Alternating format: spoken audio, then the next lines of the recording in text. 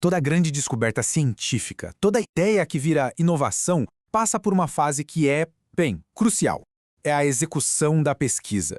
É aqui que a teoria sai do papel e vira prática de verdade. E é exatamente sobre como essa transformação acontece que a gente vai conversar hoje. Para a gente entender bem o que é uma pesquisa, dá para pensar nela como se fosse uma peça de teatro, sabe? Com 3 grandes atos. Primeiro, o planejamento, que é onde a gente sonha, desenha tudo. Depois, lá no final, a divulgação, que é a hora do aplauso. Mas o nosso foco hoje está bem no meio, no ato central, a execução. É ela que é a ponte, aquilo que conecta a ideia genial lá do começo com o resultado concreto lá no final. Tá, mas o que significa, na prática, executar uma pesquisa? Bom, é basicamente o processo de colocar aquele plano em ação para conseguir resultados de qualidade, resultados confiáveis. E olha, se tem uma palavra que define essa fase, essa palavra é rigor. Pensa assim, cada passo tem que seguir o mapa que foi desenhado lá no planejamento, sem desvio, sem atalho. Para a gente entender como essa fase funciona na vida real, precisamos responder a 3 perguntas básicas. As regras do jogo, digamos assim. Quem faz, quando começa e onde tudo isso acontece.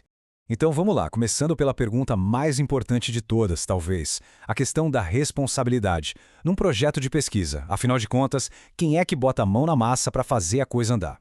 Olha, a responsabilidade final, o peso todo está sempre nos ombros do pesquisador principal. É ele que conhece o projeto de cabo a rabo. Mas, claro, é super comum delegar tarefas. Em pesquisas maiores, por exemplo, tem uma equipe inteira para ajudar na coleta de dados. O ponto fundamental aqui, e que não dá para esquecer, é que essa delegação exige supervisão direta. O pesquisador principal tem que estar de olho para garantir que a qualidade e a integridade do estudo não se percam pelo caminho. Beleza, já entendemos quem executa. Mas e o quando? Será que tem um momento certo, um sinal verde oficial para que a coleta de dados possa finalmente começar? E a resposta é um sonoro e enfático sim. E isso aqui, gente, é inegociável. A execução só, e eu digo só, pode começar depois da aprovação formal do projeto por um comitê de ética em pesquisa. Começar a coletar dados sem essa autorização, nossa, não só compromete totalmente os resultados, como também coloca os participantes em risco e, claro, viola princípios éticos que são a base de tudo. Perfeito! Já temos o quem e o quando bem definidos, agora só falta a terceira pecinha desse quebra-cabeça logístico, o onde.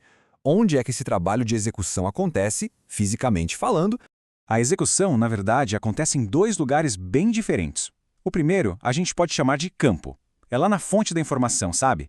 Nos hospitais, nos laboratórios, entrevistando pessoas, onde os dados nascem. E o segundo lugar é o escritório. É para lá que todos esses dados brutos são levados para serem organizados, analisados e, finalmente, transformados em conhecimento de verdade.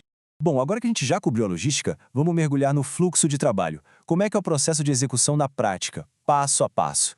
Esse processo segue uma ordem bem lógica, bem rigorosa. Primeiro, claro, a gente coleta os dados e armazena tudo com muita segurança. Depois, esses dados são organizados, tabulados para facilitar o trabalho. E só aí, com tudo arrumadinho, é que começa a fase de análise e interpretação, que é o momento de buscar o significado por trás dos números das informações. E para fechar, tudo isso é documentado no relatório final, que vai contar a história completa da descoberta. Agora, tem um ponto que eu acho muito interessante sobre a execução. É a mudança de mentalidade que essa fase exige do pesquisador. Pensa comigo, se o planejamento é o momento do arquiteto, que desenha a planta com toda a liberdade, a execução é a hora do engenheiro, da construção. É outra vibe completamente diferente. E olha só, esse slide mostra essa diferença de um jeito perfeito. De um lado, no planejamento, a gente tem espaço para criatividade, para flexibilidade, é a hora de pensar fora da caixa. Já do outro lado, na execução, a conversa é outra. A palavra de ordem é disciplina, é rigor e o mais importante de tudo, zero improvisação. Aqui, o plano tem que ser seguido à risca, sem tirar nem pôr. Certo. Depois de passar por tudo isso, qual é a grande lição? A mensagem central que a gente precisa levar para casa sobre a execução de uma pesquisa?